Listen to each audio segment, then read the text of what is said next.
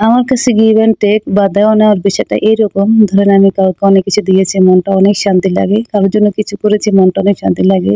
আর আমি যদি কিছু পাই আমার কাছে কি তেমন একটা ভালো লাগে না। আবার নিতে কখনোই ভালো লাগে না, শুধু দিতে ইচ্ছে করে। আসসালামু আলাইকুম, কেমন আছেন সবাই? আশা করি সবাই আল্লাহর রহমতে ভালো আছেন। সবার জন্য মন থেকে অনেক দোয়া ভালোবাসা রইলো। ওয়েলকাম আমার আরেকটি ব্লগে। আসার জন্য আপনাকে অসংখ্য ধন্যবাদ।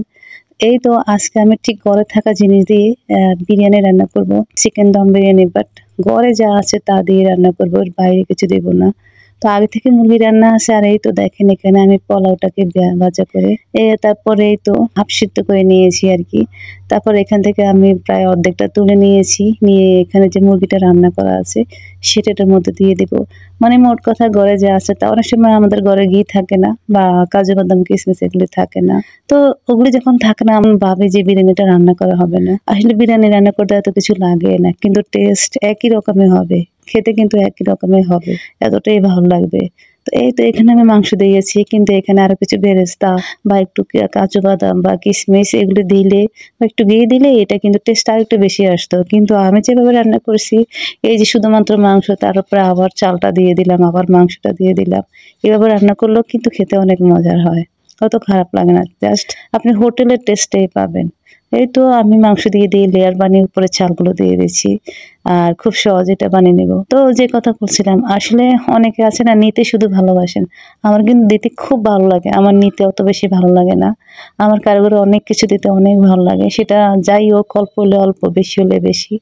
মানে কাউকে কিছু দিতে পারলে আমার মনটা এতটা শান্তি লাগে আমি বলে বোঝাতে পারবো না। তাই আমি সবসময় দিতে পছন্দ করি।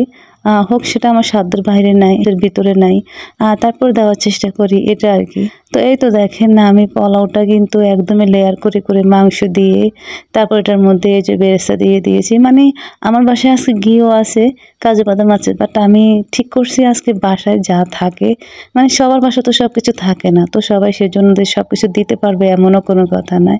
তো জাস্ট যা ঘরে থাকে, মানে পেঁয়াজটা তো মানুষের ঘরে থাকবে স্বাভাবিক। কিছুটা দুধও থাকবে, কাঁচামরিচ থাকবে, আর একটু মসলা বা মাংস, মুরগির মাংস সেটাও তো থাকে। তো এই তো সব মিলিয়ে একসাথে করে দিয়ে, এখানে কিন্তু যদি আপনি ঘি দেন একটু বা একটু কিশমিশ দেন, তাহলে কিন্তু এতে খেতে বেশি মজার হবে। আবার এমনও না যে না দিলে হবে না, এটা না দিলেও চলে। আর এই তো এখানে আমি কিছুটা আটা মিক্স করে পানি দিয়ে তারপর এটা চারপাশে লাগিয়ে দিয়েছি। তো এটা ভাপে আমি টানা 40 মিনিট রেখেছি। তো আজকে আমার ক্যামেরাটা ভালোভাবে ধরা হয় নাই। এক সাইডে রেখেছিলাম তো তাই ধরা হয় নাই। তো সেজন্য খুব বেশি দেখানো যাচ্ছে না। বাট এটা কিন্তু নিচে দিয়ে একটু লাগে নাই।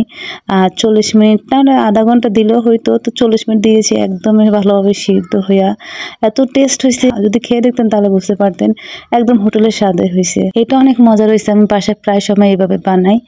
খেতে ভীষণ সুন্দর হয়, অনেক ভালো লাগে। তো ভালো থাকবেন সবাই। সবার জন্য অনেক দোয়া ভালোবাসা রইলো। আল্লাহ হাফেজ সবাইকে।